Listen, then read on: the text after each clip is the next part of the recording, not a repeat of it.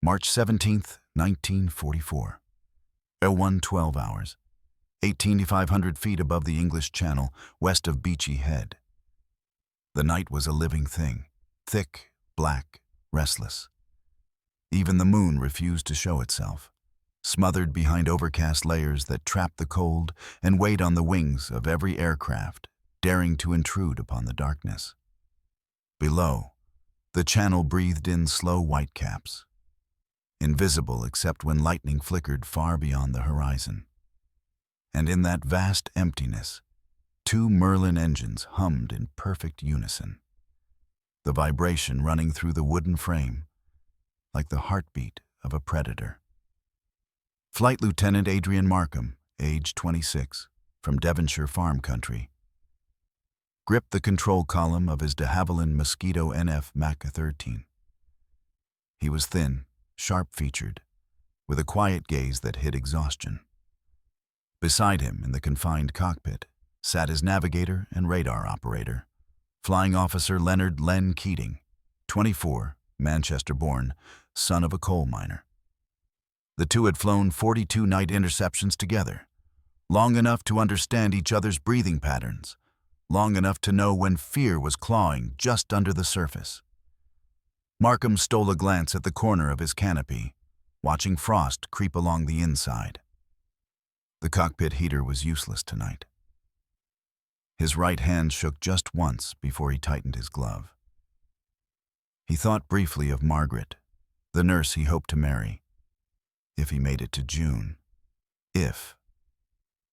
A burst of static hissed in their headphones, then the calm voice of a sector controller at RAF Tangmere drifted through the dark.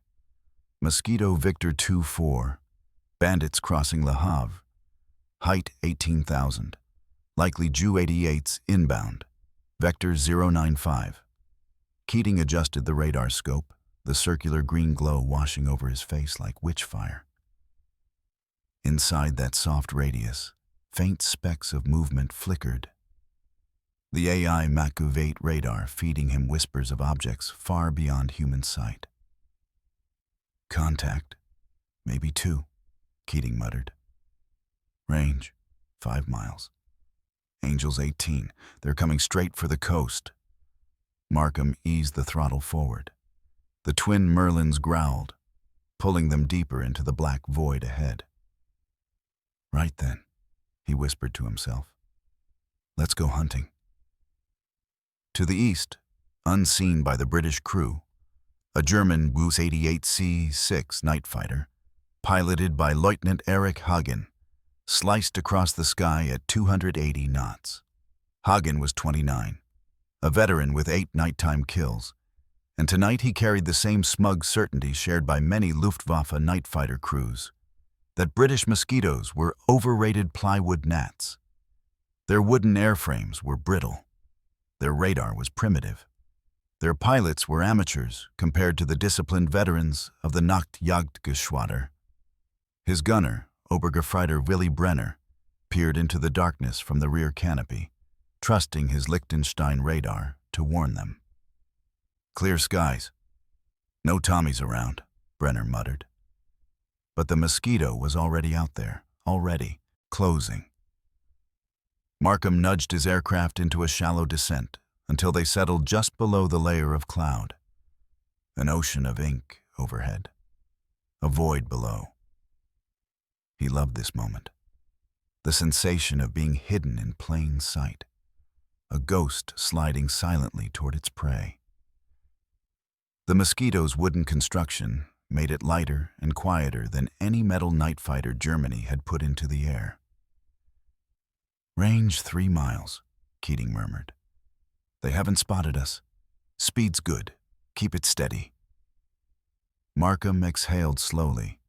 His breath fogged the inside of the mask, then vanished. Over the channel, the Mosquito drifted like a shadow on rails. No lights, no moon, no silhouette. Only the faintest whisper of engines betrayed its existence.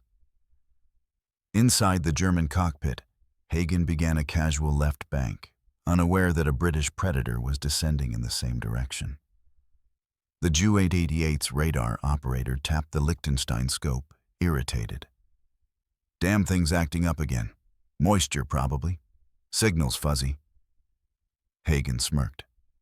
Then we fly faster. A Mosquito could never catch us at this range. But the Mosquito was already slicing off the distance like a knife through silk. 2 miles.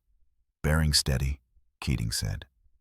His voice dropped to a whisper, though the enemy could not hear. They're not maneuvering. They've got no idea. Markham felt the tension coil in his chest. This was where the real night fighting began. Not in the interception, but in the final silent approach. He trimmed the aircraft, reduced throttle a hair, letting the Merlin settle into a quiet hum. "You're perfect, Adrian," Keating said softly. "Hold her straight. Hold her steady." Markham's gloved thumb brushed the weapon selector. 4 20mm Hispano cannons, loaded, warmed, hungry. He imagined the tracers, the shatter of glass, the burst of flame, but pushed those thoughts aside. Precision came before glory. 1 mile, Keating whispered. Closing fast. They're beginning a shallow climb. Adjust pitch 1 degree up. Markham complied, barely moving the stick. The Mosquito's nose rose a fraction of an inch. Then, range, 800 yards, 600. The cockpit fell silent. The only sound was the heartbeat of 2 Merlins and Markham's breath echoing in his mask. He eased forward. "Let's see what they think of plywood now," he murmured. At 200 yards, invisible to the Germans, the Mosquito slipped beneath the Ju-88's blind spot, close enough that Markham could almost feel the turbulence of its exhaust. Keating inhaled sharply. "You're in firing position." Markham gently squeezed the trigger. The cannons opened with a violent, muffled thunder, tearing into the night as streams of fire streaked upward toward the unsuspecting German crew. The ambush had begun. The impact struck the Ju-88 in staggered bursts, like a giant hammer pounding from below. Shards of armor plate peeled away as the cannon, Mosquito's 20mm shells ripped through the underside of the fuselage. Inside, Hagen felt the entire cockpit jolt violently. For a split second, he thought it was turbulence. Just a rough patch of channel wind. Then the starboard engine erupted in a storm of sparks. "What the? We're hit! We're hit!" Brenner screamed from the rear cabin. The cannon bursts punched through hydraulic lines, spraying the interior with smoke and flaming debris. A round shattered the instrument panel in front of Hagen. Another gutted the radio set behind his seat. Hagen yanked the control column, trying desperately to roll out of danger. But it was too late. The Mosquito was still there, still glued to the Ju-88's blind spot with surgical precision. Markham held the trigger down for another half-second, then released. He didn't need to see the damage to know the hit was fatal. The entire German silhouette shuddered above him, flame pouring from its starboard engine like molten gold against the black sky. "She's going," Keating said. "You got her square. She's done, Adrian." The Ju-88 dipped into a shallow right spiral. The fire spread beneath its wing root. Hagen fought with every muscle in his arms, but the controls turned to stone. Unresponsive, dead. "We have to bail," he shouted. But before Brenner could reach the hatch, a second explosion tore through the fuel tank. The German night fighter vanished into a falling comet of fire, streaking downward toward the channel's freezing water. From the Mosquito cockpit, only a dull orange glow marked the end. Markham didn't celebrate. He simply exhaled, his gloved hands relaxing on the stick. One more threat removed from the night sky. One more chance for London, Portsmouth, Southampton to breathe another day. But the night was far from over. Control to Victor 2-4, the radio crackled. Good work, but we've got fresh inbound. Multiple bogies crossing the Dutch coast, likely Bf-110s and fast. They may be probing our radar grid. Vector 128. 128. Keating adjusted the AI Mk VIII again. Got them. 3, maybe 4. Coming in quick. Different pattern. They're weaving like they're hunting. Markham nodded slowly. Let them look. We'll be the ones who find them first. He brought the Mosquito into a shallow turn, heading east toward the Sussex coastline. The clouds thickened, forming shifting curtains of shadow that swallowed the moonlight. Perfect hunting ground. Beneath them, the sleeping English coast rolled by. Small towns dimmed for blackout. The faint glimmer of rivers reflecting the night. Markham thought again of Margaret. Imagined her home's windows boarded and dark. Imagined her hoping he'd return before dawn. 3 miles, Keating murmured. 2, 1.5. Adrian, they're flying in loose formation. Looks like a keta. Markham's pulse tightened. Which means they think they're hunting bombers. Or us, Keating said. But it didn't matter. The Mosquito had the advantage. Always. Meanwhile, high above the North Sea, the lead Bf-110G4 of the German formation sliced forward at 295 knots, its pilot Hauptmann Dieter Faulkner scanning the horizon with growing frustration.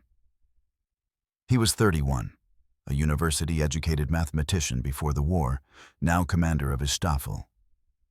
He had been briefed by intelligence officers only hours earlier. The RAF's wooden Mosquito is fragile. Fast, yes, but with crude radar. A determined German crew can outmaneuver it at night. Faulkner believed it. Many did. Behind him, his radar operator cursed at the flickering Liechtenstein screen. Nothing. Again, nothing but ghosting and rain. Faulkner grunted. Then widen the sweep. The English coast is crawling with bombers tonight. But no bombers would appear. Instead, a single Mosquito drifted silently toward them, completely invisible to the German operators, just as it had been for countless Luftwaffe night fighter crews before. 600 yards, Keating whispered. Hold. Hold. Markham slid the Mosquito into position behind the trailing Bf-110. The engines thrummed quietly, as if the aircraft itself was holding its breath. The German fighter's twin tail fins loomed dark against the cloud glow. Adrian, Keating said quietly, we're close enough to see the exhaust stacks. This one's yours. Markham leveled the gun sight. The world narrowed to one target. One chance. He squeezed the trigger. And at that exact instant, the Bf-110 broke violently left. The Mosquito's shells streaked past empty air. Bloody hell! He jinked, Markham snapped. Keating slammed his palms against the radar set. He didn't detect us. Must have seen something, a glint, a shadow, anything. The German ace Faulkner rolled hard, pulling into a climbing spiral. The hunter had been noticed. The prey was turning into a threat. Markham threw the Mosquito into a tight bank, engines screaming as the wooden airframe flexed under the sudden strain. The two aircraft carved through the clouds like dueling ghosts. This one knows how to fly, Markham muttered. Then match him, Keating said. The midnight cat and mouse had officially begun. A thin veil of cloud swallowed both aircraft. Inside the mist, visibility collapsed to mere yards, and the world became a swirling gray tunnel lit only by dim starlight leaking through fractured gaps. Moisture streaked across the Mosquito's windscreen. Droplets smeared under the pressure of the slipstream. Markham eased his engines back, letting the Merlin throttles settle just beneath their usual combat growl. The noise softened, almost muted, turning the Mosquito once again into the silent predator it was designed to be. Yet his heartbeat pounded like a drum against the ribs of the wooden fuselage. "Lost visual," Markham muttered. Keating tapped the radar hood. "We're not blind. Radar reacquiring. Stand by." A green echo drifted across the scope. Then another, one stronger than the other, one weaving hard. "There," Keating snapped. "Range 800 yards, high left. He's trying to rope-a-dope you in cloud. Classic Faulkner maneuver." Markham knew the tactic. Climb, roll over the top, dive onto the attacker, strike first. Dangerous in daylight, deadly in cloud. "He wants to flip the table," Markham said. "Well," Keating answered, "don't let him." Inside the BF-110 cockpit, Hauptmann Faulkner wiped condensation from his canopy with the back of his glove. The heavy fighter thundered upward, its DB-605 engines straining against dense, wet air. He swore under his breath. The aircraft felt sluggish tonight. Iced surfaces, loaded guns, and the faint tremor of a starboard engine that needed maintenance hours ago. But Faulkner's instincts were sharp. "He's behind us," he said. "No radar contact, but I can feel it. Stay sharp." His radio operator gritted his teeth. "If it's a Mossy, sir, we should disengage. They're too fast." Faulkner cut him off. "No, they bleed speed in tight climbs. We'll shake him." But the Mosquito wasn't climbing. It was waiting. Keating's voice steadied into a calm, almost eerie cadence. "Hold altitude. Let him rise. Let him think he's dictating the fight." Markham stared into the clouds. "We're giving him initiative." "We're giving him enough rope to hang himself," Keating corrected. The echo slid across the radar screen. Up, up, up. Then, "He's rolling into a dive," Keating snapped. "Range closing fast. 600. Markham shoved the throttle forward. The Merlins roared, propellers biting into the wet darkness with violent acceleration. At the same moment, he pulled the Mosquito into a shallow break to starboard. The timing was razor-thin. A split second later, Faulkner's BF-110 tore through the cloud layer like an enraged hawk diving for the kill. But the Mosquito wasn't there. Faulkner overshot, blasting through empty mist, and his eyes widened. "Scheisse! Where is he?" His radar operator spun the Liechtenstein controls wildly. "No contacts. Nothing." Markham's grin was tight and sharp. "Got you." He yanked the Mosquito upward, cutting behind the BF-110's exposed flank. The wooden fighters surged through a gap in the cloud, revealing the German aircraft's shadow silhouetted against thin moonlight. Keating's voice rose, triumphant. "Range 400 yards! Adrian, now!" Markham squeezed the trigger. The Mosquito shuddered with the recoil of 4 Hispano cannons, unleashing a stream of fire that traced a glowing arc through the night.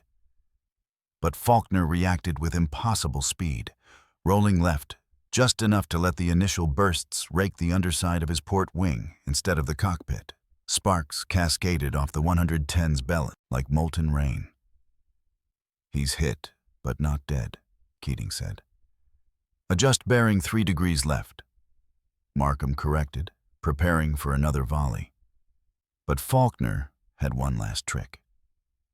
The German pilot threw the 110 into a vicious slip roll, diving hard and fast toward the thicker cloud banks below. The heavy fighter rattled dangerously, its wounded port wing vibrating like a tuning fork, but it bought him precious seconds. "Christ, he's good," Markham muttered. "Altitude dropping. He's desperate," Keating said. "He'll try for the deck. Maybe he thinks he can lose us in ground clutter." But they both knew the truth. You can hide from spotlights. You can hide from moonlight. You can hide from radios, sirens, searchlights, even other aircraft. But you could not hide from the AI Mk VIII radar, not at 200 yards. Markham shoved the nose down. The Mosquito followed. Cloud eddies whipped past their canopy. Ice crystals formed on the leading edges. The slipstream screamed as the altimeter spun downward. Keating called out readings like a surgeon reading a pulse. Range 500, 400. He's leveling 300. They broke free of the clouds. And there, barely 600 feet above the churning black channel, Faulkner's BF-110 zigzagged wildly. One engine coughing, the damaged wing leaving a faint trail of fuel mist behind it. Markham's lips flattened into a determined line. "This ends now." He steadied the gun sight. The Merlins steadied their growl. Keating steadied his breath. The Mosquito closed to 200 yards, silent, precise, inevitable. Markham took the shot. The Hispano cannons erupted again, 4 spears of molten light slicing across the night. Every shell struck home. The BF-110's rear fuselage disintegrated under the barrage, armor panels peeling open like the skin of a ruptured boiler.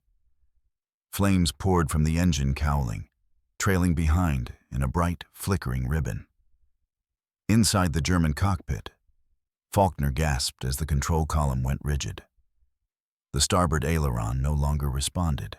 Smoke stung his eyes. He tried to speak but was swallowed by coughing. "Bail out," he rasped. But the intercom had gone dead. His radar operator clawed at the escape hatch, but heat warped the metal frame. The aircraft spiraled, wobbling like a wounded bird, drifting toward the black mirror of the channel below. Then the fuel mist caught a spark. The explosion tore the BF-110 apart in a white-orange blossom that lit the underside of the clouds. Shards of flaming debris rained downward, sizzling as they vanished into the waves. Markham pulled up hard, the Mosquito's engines howling under the sudden climb. He didn't look back. He didn't need to. The kill was absolute. Keating allowed himself a single exhale. 2 down, and it's only 0203. Hell of a night. But the sky around them was shifting, growing restless. New signals pulsed across the hull. Radar set. More aircraft, more movement. Patterns spreading like ripples on a lake. "Adrian," Keating said, voice tightening. "We've got company." He adjusted the dial, the phosphor glow pulsing brighter. Multiple echoes. 6, no, 7. They're fanning out. These aren't bombers. This is a counter-interception sweep. Markham felt the cold drop into his gut. The Luftwaffe finally learned. Keating nodded grimly. They're not running from us anymore. They're hunting us.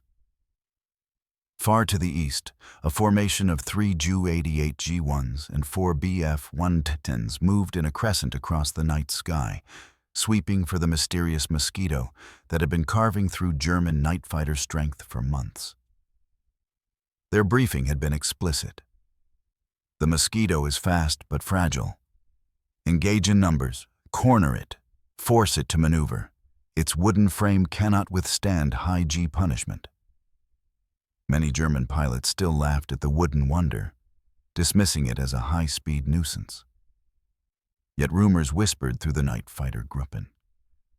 Rumors of Mosquitoes appearing out of nowhere, of radar that could magically find aircraft invisible to their own sets, of cannons that spat death at point-blank range. Tonight, they intended to prove those rumors false. Tangmir's voice broke through the static. "Victor 2-4, be advised. Enemy night fighters sweeping large radius. Recommend disengage south and return to base." Markham didn't answer immediately. His eyes stayed fixed on the moon-dim horizon. "Adrian," Keating said quietly, "we've had a good run. 2 kills. We go home." But Markham shook his head. Those echoes aren't heading west. They're heading north, toward the bomber stream. Keating froze. Then they'll carve up the Lancasters before they reach London. Markham flicked the boost switches. There's no one else close enough. We choose the fight. Keating swallowed hard. All right. Then let's choose it well. The Mosquito banked left, its wooden wings flexing with the strain. The engine settled into a deep, confident hum, a predator locking onto its next target. The coastline drifted away beneath them, replaced by the vast, heaving black of the Channel. Keating tracked the nearest contact. One Gu-88 ahead, range 2 miles, bearing 085. He's alone, probably outrunning his formation. Markham smiled, a thin line of determination. Lone wolves make easy prey. He throttled up, the Merlins roaring, propellers clawing into the moist air with renewed fury. The Mosquito surged forward, cutting through the cloud banks with silent purpose. In the Ju-88's cockpit, Oberleutnant Karl Rohn flicked ash from his cigarette as he scanned the horizon. "Radar?" he asked lazily. His operator frowned into the Liechtenstein set. "Nothing, absolutely nothing. Dead sky." Rohn exhaled smoke. "Then tonight is quiet. Boring, even." But boredom was a luxury the Mosquito never granted. Keating's voice sharpened. 800 yards, coming in from his low 6. He's blind. Markham lined up the shot, but something felt off. His instincts prickled. "Hold fire," he murmured. "He's bait." Just as the words left his mouth, a second echo flared on Keating's scope, fast, closing from starboard. "Adrian, BF 110 coming in from 2 o'clock. Hi!" Markham rolled left, kicking the rudder.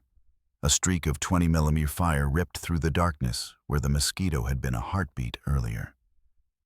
The German ambusher overshot, diving past with his guns blazing. "Christ almighty, they're using the Ju-88 as a lure," Keating hissed. Markham steadied his breathing.